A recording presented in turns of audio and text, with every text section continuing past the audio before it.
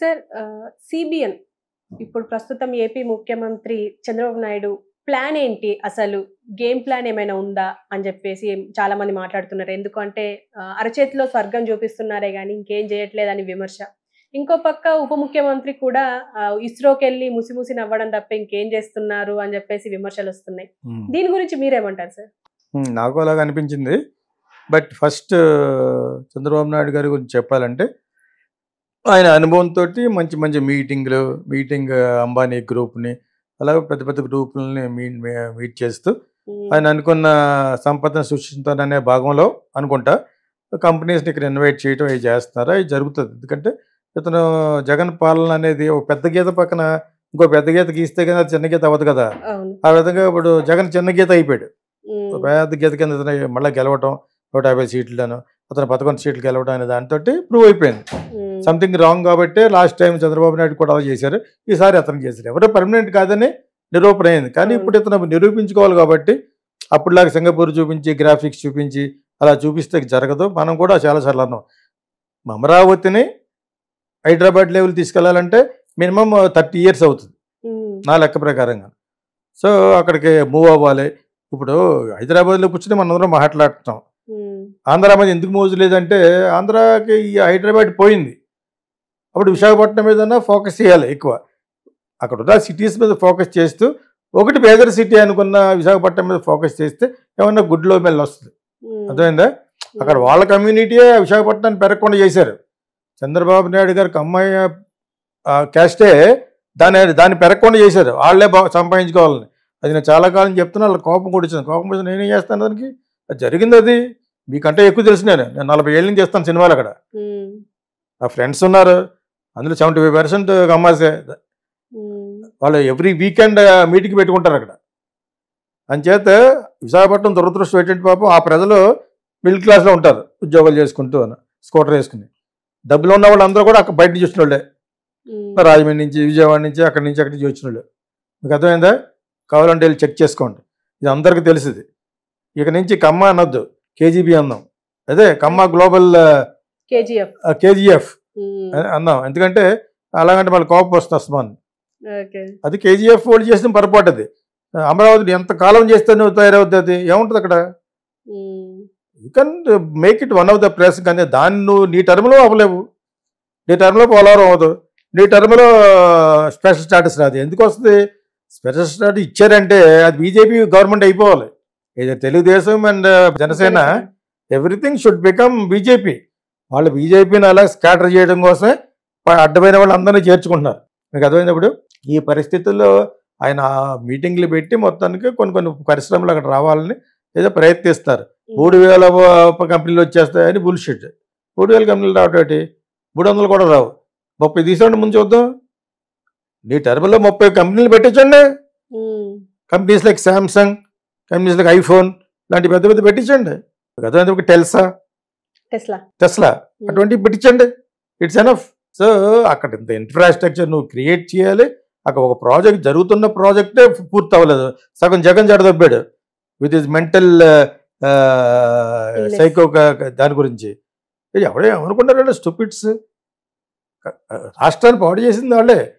ఆంధ్రాకి ఒక ప్లేస్ లేదు. ఇప్పుడు నువ్వేం ముఖం పెట్టుకుని చంద్రబాబు నాయుడు అందరూ వచ్చామంటే 3000 కంపెనీలు వచ్చేస్తే ఒక్కడ రాడు. వాళ్ళు అన్నీ వచ్చి స్టడీ చేసుకోరు. నువ్వేదో ల్యాండ్ ఇచ్చేసేందుకు మాత్రం పెట్టేస్తారా?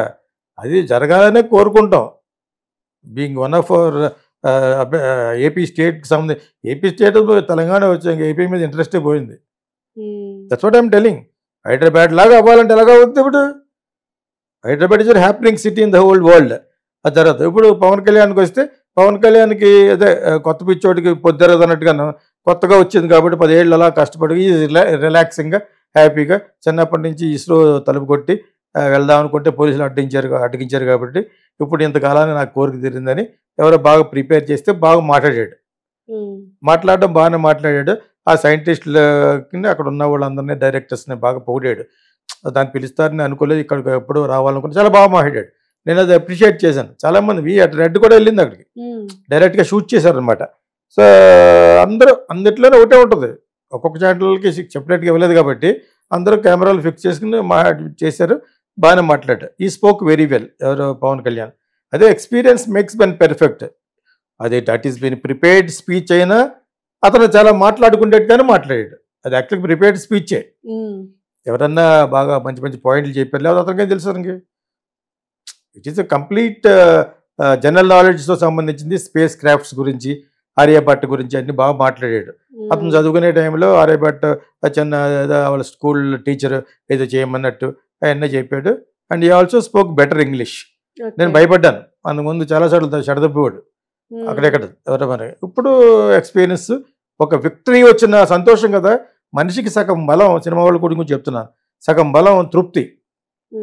అండ్ ఆల్సో వివేకానంద చెప్పినట్టు the power is with in me, నాలో ఉంది, నేను డైరెక్ట్ చేయగలను, నేను యాక్ట్ చేయగలను అనేది ఉండమని చెప్తాను. నేను సినిమా చూసేవాళ్ళు ఈయన 2 కాళ్ళ మీద మాట్లాడతాడు, నేను ఎన్ని కాళ్ళ మీద మాట్లాడితే నీకు తన్ను పట్టింది.